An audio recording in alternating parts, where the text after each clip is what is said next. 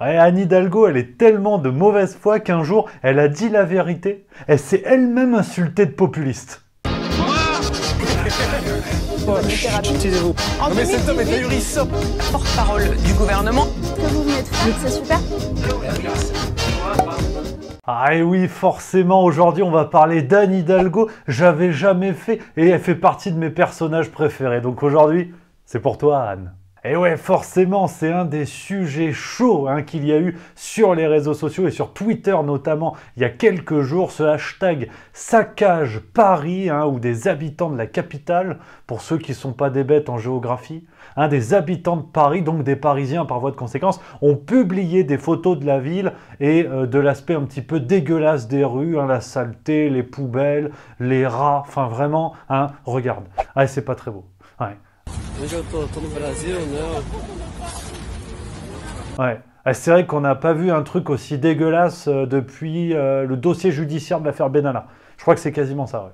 Pas possible, t'as pas honte? Et ouais, tout a commencé le 21 mars sur Twitter avec le premier tweet qui comprenait le hashtag saccage Paris. Depuis, c'est plus de 192 000 messages reprenant ce hashtag qui ont été publiés. C'est un raz-de-marée, comme on dit en Bretagne et dans les territoires marins. Allez, avant de continuer, je vais t'expliquer pourquoi Anne Hidalgo nous a offert une fake news de compétition. N'oubliez pas de signer la pétition Juste Milieu pour un référendum sur la question du passeport vaccinal. Déjà plus de 15 000 signatures, le lien est tout en haut de la description. Si vous avez envie de faire vivre la démocratie française, on peut tenter le coup. Qui ne tente rien n'a rien. Donc le lien il est là, vous cliquez, vous signez la pétition par mail, ça prend 30 secondes, montre en main. Puis même si t'as pas de montre, on n'est pas pressé. Et puis pour revenir sur Anne Hidalgo, c'est vrai que ça fait tâche parce que l'amie Anne, elle était déjà en campagne pour 2022, si tu veux. Les médias étaient déjà en train de lui tresser une couronne de l'ange pour dire si, c'est la femme qu'il nous faut. Élu produit de l'année 2021. Ouais, regarde ça par exemple, c'était dans Le Monde le 25 février, il y a pas longtemps. Ou sinon, t'as CNews le 17 mars qui disait que c'était Anne Hidalgo qui allait permettre l'union de la gauche. Donc on l'appelle le trait dans le milieu. Le trait d'union. C'est vrai que la cocarde, le coup de massue sur la nuque est arrivé le 22 mars. Il y avait Manuel Valls sur France Inter. Et il a dit qu'il trouvait qu'Anne Hidalgo était une personne intéressante. Que l'initiative était intéressante. Merde, quand même! Généralement, quand t'as Manuel Valls qui te soutient, c'est comme faire un check avec Voldemort. Non, il va t'arriver des bricoles. Non, tout ce qui est longévité, tu sens que tu vas oublier. Donc vaut mieux, tu te mets à distance, comme ça. Et donc forcément, cette histoire de hashtag saccage Paris, ça nuit à l'image de la candidate autoproclamée 2022, enfin autoproclamée par nos médias, ça fait chier. Tu sens qu'il y a une couille dans la raclette, donc qu'est-ce qu'on va faire? Et Anne Hidalgo, elle a réagi. Et comme souvent, elle nous a pas déçus. C'était le 8 avril sur RTL, à la radio. Elle s'est défendue, la bougresse. Au départ, c'est une affaire de saleté et de ville mal entretenue. Tu vas vite comprendre, non, c'est beaucoup plus grave que ça. Non, mais ris pas, j'en vois qui ont un sourire. Non, on n'est pas là pour rigoler. Là, on parle de la démocratie. La haine. L'extrême droite. Écoute ce qu'elle a dit, on l'a vu aussi, c'est une méthode assez simple. Il y a une trumpisation de la vie politique. Et puis elle a aussi dit ça. Plus que campagne de dénigrement, regardez, on a pu faire le décryptage, remonter jusqu'au premier hashtag qui a été fait, voir quels étaient les sites, les gros comptes. D'ailleurs, beaucoup de proximité avec l'extrême droite, beaucoup de... Trumpisation de la vie politique, une campagne bien orchestrée, des comptes liés à l'extrême droite, carton plein, kin, le panier garni, il est pour tirer au fond de la salle. Et apparemment, c'est aussi la faute de Pierre Licia. Alors lui, il n'est pas d'extrême droite. Mais bon, déjà, il a une moustache, donc ça peut jouer. Puis en plus, il est porte-parole de Valérie Pécresse. Donc automatiquement, c'est de sa faute. Et puis en plus, comme il vend un livre, il y a un lien entre la saleté de la ville et le fait qu'il fasse la promo de son bouquin. Enfin, c'est Anne Hidalgo. Moi, je fais ce que je répète. Quand on remonte, on retrouve quand même toujours une personne qui s'appelle Pierre Licia, qui est en train de faire la promo de son bouquin et qui est derrière beaucoup de ces sites-là. C'est vrai qu'on n'avait pas bien compris le lien vu comme ça, mais apparemment, si. Il y a un lien entre la saleté de la ville et le bouquin de Pierre Licia.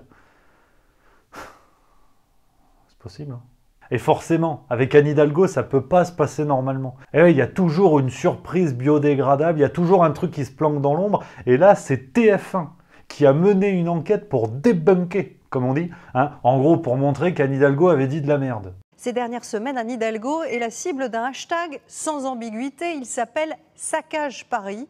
Ouais, et c'est vrai que quand t'as TF1 qui s'attaque à Anne Hidalgo de la Mancha, c'est que le dossier il est balèze. Et forcément, hein, TF1, ils ont fait leur travail de journaliste. Donc déjà, t'as envie de leur tirer la casquette, parce que c'est suffisamment rare. Moi, je dis bravo, messieurs, dames de TF1.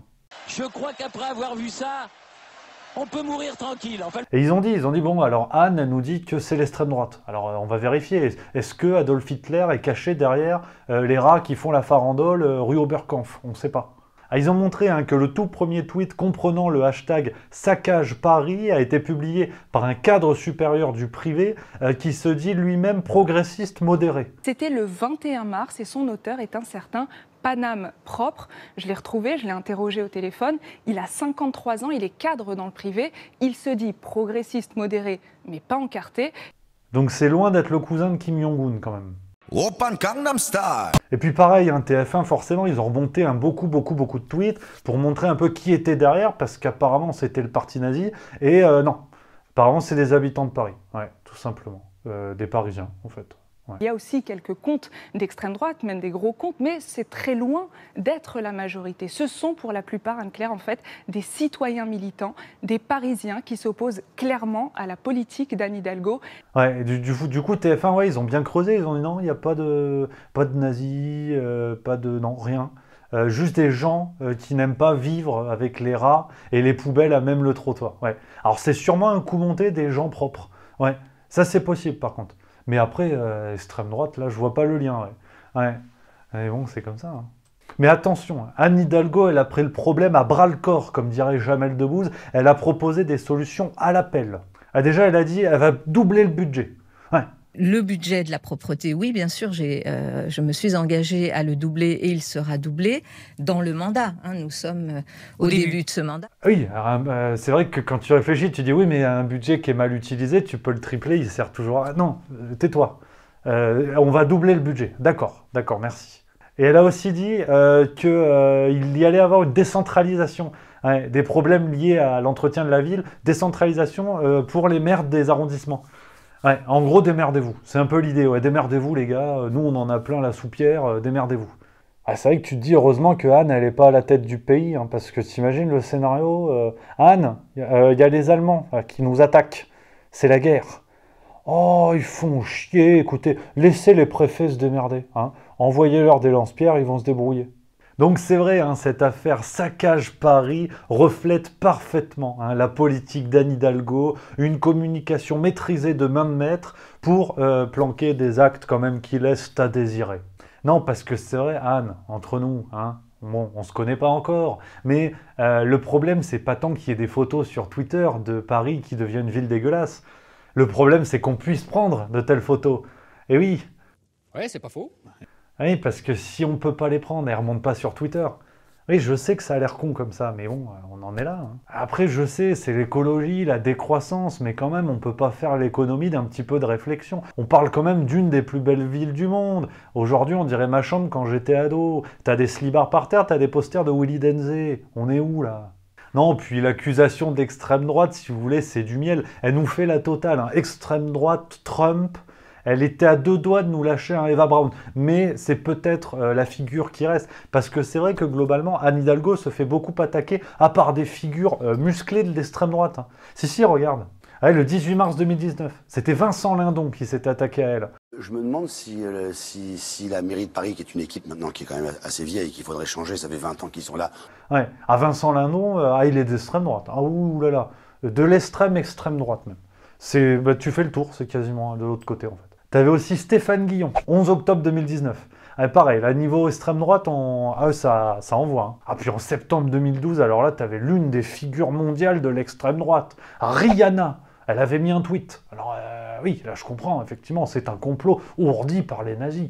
Hein, donc voilà, bon, on prend un petit peu à la rigolade tout ça parce que ça fait plaisir. On n'est pas là pour trier les kumquats, mais c'est vrai que ça fait plaisir ce genre d'affaires, hein, cette communication à outrance pour masquer des gestions politiques calamiteuses qui se cachent derrière l'excuse de l'extrême droite, hein, qui fonctionne environ depuis 1500 ans, hein, alors que pendant ce temps, des habitants parisiens paient leurs impôts et vivent dans une ville où tout part à volo. peut-être même à vélo, il y a les pistes cyclables. Moi, quand vous faites ça, ça me fout une angoisse. Donc voilà les amis pour cette petite vidéo, on parle d'écologie sur Juste Milieu, c'est normal, c'est la planète, moi aussi j'aime les bébés phoques. Donc en attendant, tu peux découvrir les autres vidéos Juste Milieu. Je trouve qu'elles sont biodégradables, donc déjà il y a un pas en avant. Hein, et je saluerai Greta Thunberg par la même occasion, sinon vous pouvez vous abonner. C'est recommandé par Greta Thunberg. Enfin elle l'a pas dit, mais elle le dira peut-être un jour, je veux dire, c'est...